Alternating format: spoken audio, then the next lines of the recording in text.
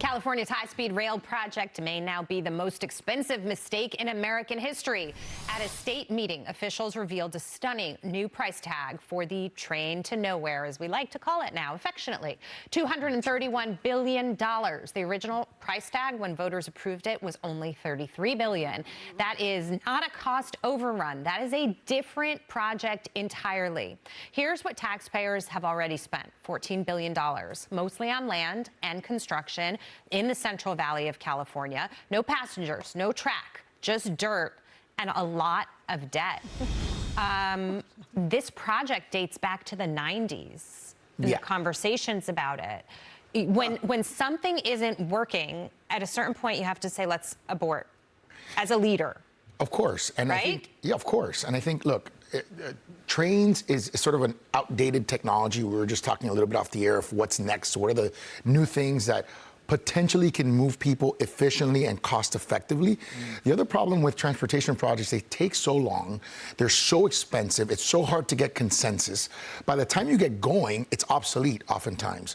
And so, it's just a real struggle. And so I think, for municipalities, regions, counties, you've got to know when to pivot. And I think, unfortunately, what happens here is you get into these boondoggles, the most expensive sort of project in America, the most expensive boondoggle, and it's sad. It's sad for, and it diminishes confidence in government. Absolutely. And that's, at the end of the day, the biggest problem. I think it's almost worse than the money. But you're hitting on exactly what I want to go to next. And Taylor, I'm coming to you on this, but bear with me as I make this analogy, because I heard you talking about it earlier, and I was struck by the same thing. Spencer Pratt's ad campaign as he's running for mayor of California. And he's saying, I'm standing here in rubble, and you, Mayor Bass, live in a mansion. I'm a real person. I've gone through this before. And he's pointing out all the things that she's gotten wrong. He's only polling third right now. So he's got a shot, but he may not win, even though it seems so obvious. So you look at this kind of project and you think the same thing when it comes to Gavin Newsom. People realize it's a boondoggle, but for some reason, they won't sort of go away or flock away from the source of it. And why? I'm from the hometown where this was supposed to be part of, Merced, California, and I ran into the mayor last summer. They're still fighting for it because it's jobs. It's local jobs. It was supposed to bring construction jobs to our town. It was supposed to be a permanent hub where we thought tourism revenue would be able to come through on their way back down to LA, cutting through San Francisco. So I agreed that cost overruns this is more than a cost overrun. This is we're on a whole new track.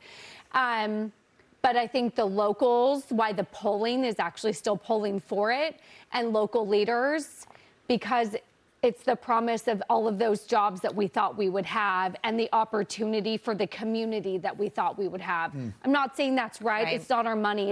It's everyone's money. It's the taxpayers' money. But they're, I think, hard to give up hope on this. And this goes on more than just construction changes and we changed the way the rail design would look.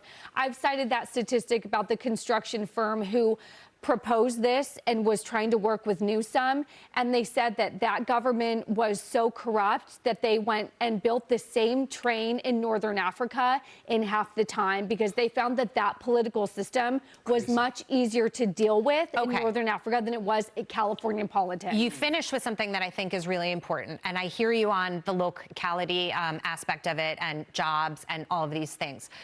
We don't maybe abort the project, but why not, Jerry, appoint a new leader who can manage it better? Well, it'd have to be Superman. I mean, it's 1-800, caped crusader. I don't know. Let me say one thing about this. So $231 billion, that's current estimated cost, right? Let's look at what we've paid.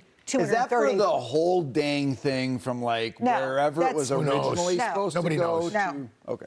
That's just for now, if you picked it up and started doing it again. But we have paid $210 to $220 billion for the NASA space shuttle program, or you could have the missile defense program from DoD. Nice. Yeah, or you could have Centers for Medicare and Medicaid rollout of affordable care. You see what I'm saying? Yeah. It's Money's costing fungible. an amount that is massive and rivals other major government programs, federal government programs. Budgeting's about priorities. So I just asked one question on it. Is there any longer any federal money going to this rail? I thought My Trump understanding is no. Yeah. I would think We not have under this cut it. administration. In which case, Yeah. I would say it's all yours, California. Yeah. Do whatever the heck you want. I That's agree. what we got to get back I to in this agree. country, where California can do that or not, whatever. It doesn't hit my pocketbook as a guy living wherever I live. Merced, by the way, awesome almonds, olive oil, wonderful. All right. Thank you. Let's zone in on Los Angeles for a moment, because Los Angeles is hosting the Olympics in 2028 and security preparation has already begun. But LAPD is warning there's not going to be enough cops or money to keep the games safe. The city of LA is expected to deploy around 6,700 officers across 8 different venues. Mayor, I know that you brought F1 to Miami. Yeah. F1 is a massive event, and so that was a huge undertaking. Maybe not like the Olympics per se, but how do you prepare for aspects like this, things that aren't necessarily in the budget, to make sure that, because you said low taxes, safety, and innovation, so how do you keep people safe? Well, first of all, low taxes, safety, and innovation create revenue, right? And that revenue you can use for things that have a macroeconomic impact in terms of branding. And of course, Formula One actually begins tomorrow in Miami, and I'll be there, of course, for that. We're in year 4. We just got a new 10-year deal on the Formula One deal. But fundamentally, when you think about a situation like this with the Olympics, you have to go to the root cause. And the root cause is, in Miami, we are pro-police, right? We love our law enforcement officers. We think it's a fundamentally American value to support your police officers. And when you have defund police movements, when you have no cash bail movements in different cities across America, mostly blue, of course, this is the effect. You have a demoralized police force. You don't have, obviously, police officers that want to be police officers. They don't think that they have their back. So this is going to be the consequence of it. The funding part, obviously, we have the most number of Super Bowls ever. We have the World Cup. We have 7 games in the World Cup.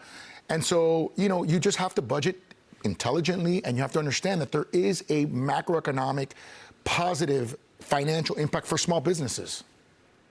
Thoughts, Brian? I mean, let's say Spencer Pratt won. Do you think he'd be able to handle issues like this?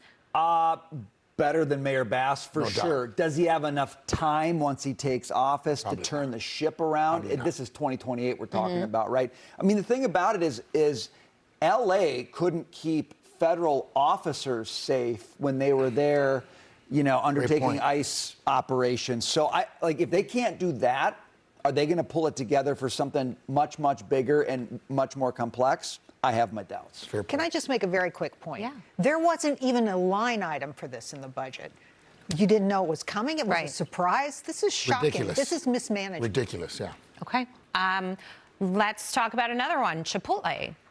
Brian. I held back from saying anything. Look at I was that. going to, Astonishing and then I stopped performance. myself. Look at Very that. cautious. It wasn't the stock, it was the timeline and the rules of the game. That's right. Jackie and I both had great picks. No, It's just the that was time Papa frame. John's. I gave you that grace, not for Chipotle. But look at Chipotle. It's soaring. Okay, it's up 3%. It's soaring right now. Wow. Rocket ship. Yeah. Let's talk about the fundamentals. They had a surprise same-store sales growth that has been a little bit of a turnaround after a tough year. Brian knows about that tough year.